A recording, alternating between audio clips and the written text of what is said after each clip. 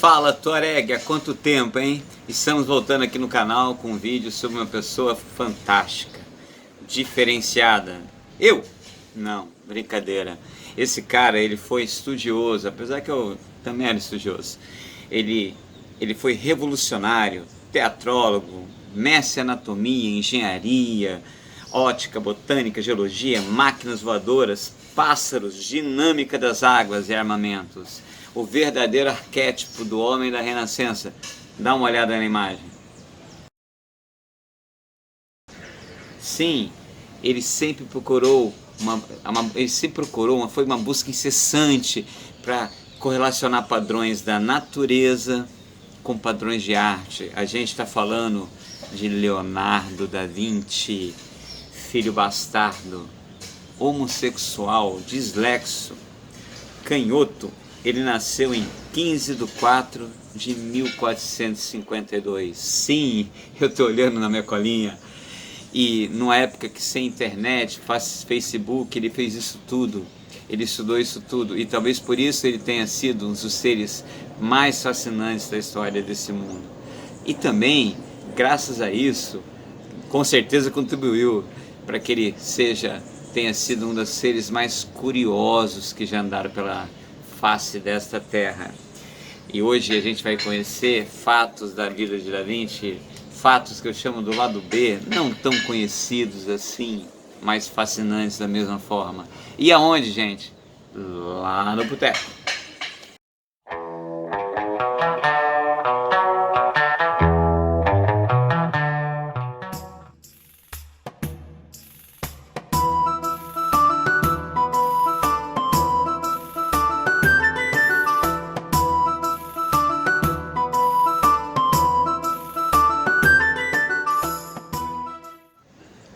Você acabou de ver Os Grotescos, Os Visi Monstruosi. Essa é uma série de desenhos que Leonardo criou para alegrar a família que mandava em Milão, os mecenas, durante décadas. E o Ludovico Sforza, da família Sforza, era o patrono do Leonardo, pagava pelo seu serviço um período que ele ficou em Milão.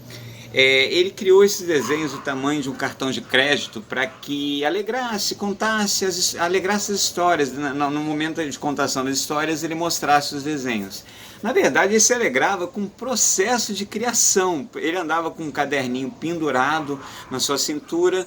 Quando ele via uma pessoa que poderia lhe passar a ideia de ser mais, digamos assim, carismática, às vezes dantesca, ele pagava lanches, jantas, ele conversava com a pessoa para que ele pudesse contar as histórias mais engraçadas, estapafúrdias, ridículas, com bastante galhofa, porque ele queria que a pessoa risse, gargalhasse. Ele gravava na sua cabeça e assim que pudesse, que chegasse em casa num momento com calma, ele passava com perfeição para o seu caderninho.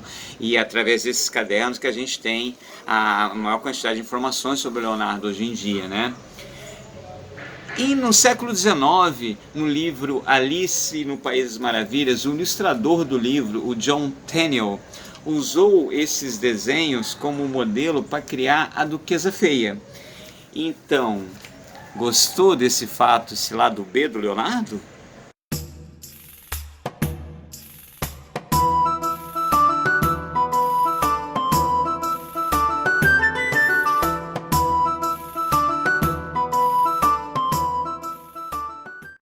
Tuareg, entre 1508 e 1513, Da Vinci fez uma série de dissecações em animais, em dezenas de corpos humanos.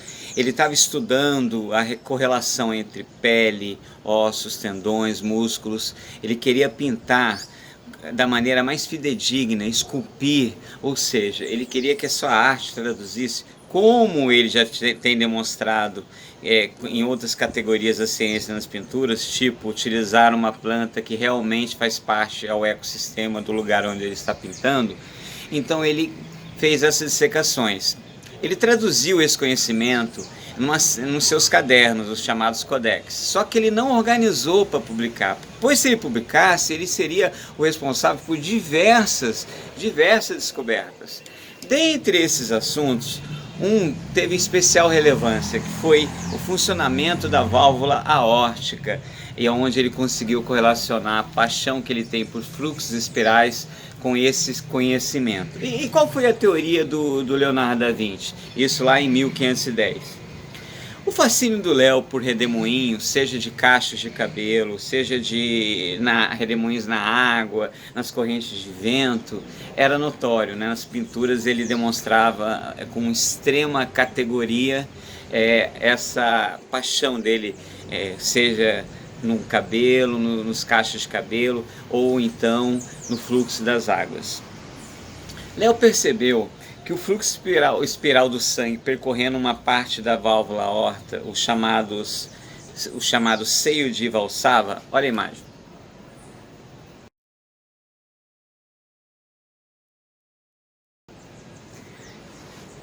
Produzia redemoinhos. Esses redemoinhos fechavam a válvula de um coração pulsante. E como é que saiu esse negócio? Em 1510, Léo, ele estudando a água percorrendo em canos, ele percebeu, em direção a tanques, né? Aí ele falou, o que acontece na água dentro de um cano é a mesma coisa que acontece da água dentro de um rio em relação às suas margens.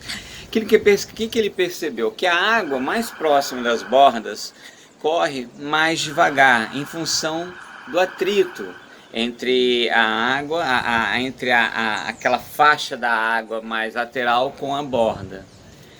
Quanto mais próximo do centro, menor o impacto dessa desaceleração, ou seja, a água que corre no centro, a faixa central, tem uma velocidade muito maior do que a água que corre lateralmente.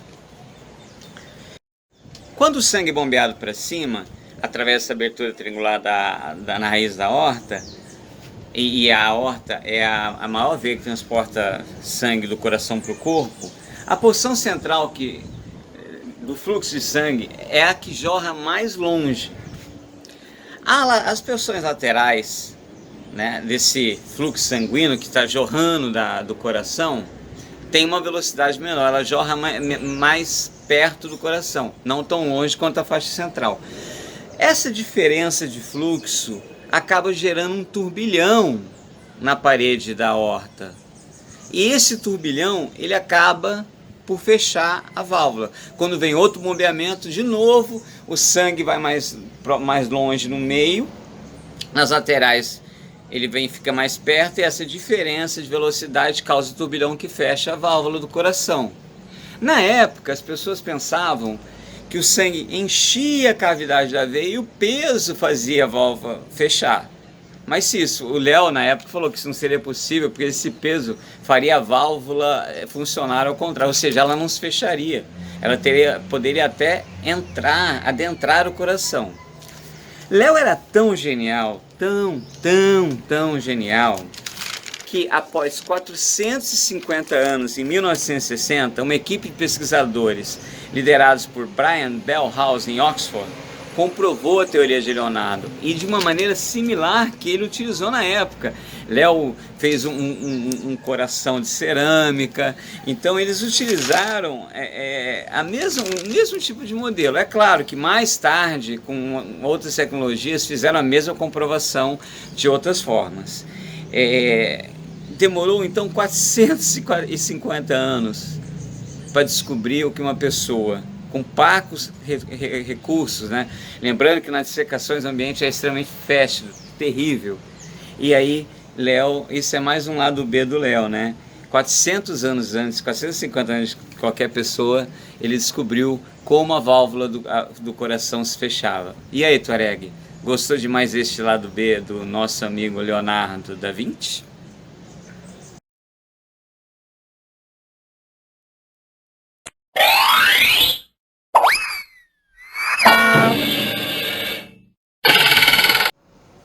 Um desses estudos de anatomia muito especial foi o funcionamento da válvula aórtica, aonde Da Vinci, através da sua paixão, os fluxos espirais, a paixão pelo redemoinho,